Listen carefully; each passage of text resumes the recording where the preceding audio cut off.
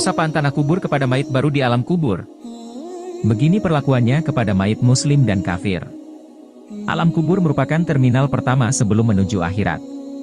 Di terminal ini, bisa saja seorang mayit akan mendapatkan kenyamanan dan nikmat, dan bisa saja ia akan mendapatkan ancaman dan juga siksa.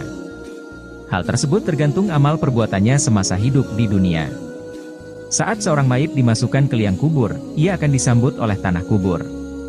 Ternyata tanah kuburan tersebut atas izin Allah Subhanahu wa Ta'ala akan menyapa mayit dengan 6 kalimat. Mengingat mati adalah anjuran dari Rasulullah Shallallahu Alaihi Wasallam, dengan mengingat kematian menjadikan diri lebih bersemangat dalam melakukan amal-amal kebaikan. Rasulullah Shallallahu Alaihi Wasallam bersabda, dari Ibnu Umar, ia berkata, aku pernah bersama Rasulullah Shallallahu Alaihi Wasallam, lalu seorang Ansyar mendatangi beliau. Ia memberi salam dan bertanya, wahai Rasulullah, mukmin manakah yang paling baik? Beliau bersabda, yang paling baik akhlaknya. Lalu mukmin manakah yang paling cerdas? Ia kembali bertanya. Beliau bersabda, yang paling banyak mengingat kematian dan yang paling baik dalam mempersiapkan diri untuk alam berikutnya, itulah mereka yang paling cerdas. Hr. Ibnu Majah. Saat seseorang sudah tidak bernapas lagi, saat seseorang sudah dimasukkan ke liang lahat, saat itulah hidup yang sebenarnya dimulai.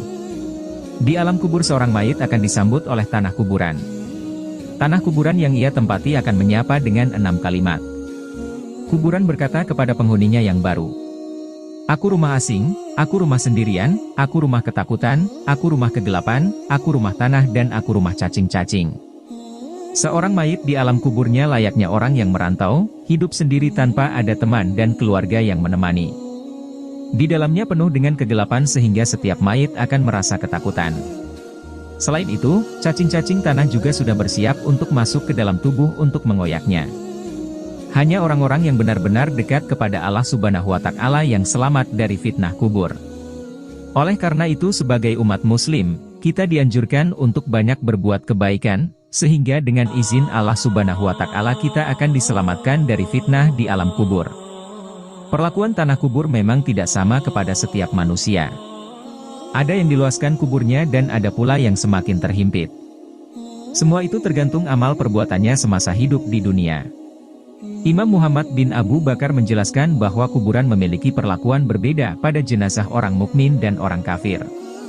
Ketika yang dikuburkan adalah orang muslim maka tanah kubur akan berkata, selamat datang di terminal akhirat, adapun engkau adalah orang yang amat aku cintai, yang berjalan di atas punggungku. Sekarang aku yang akan melindungimu.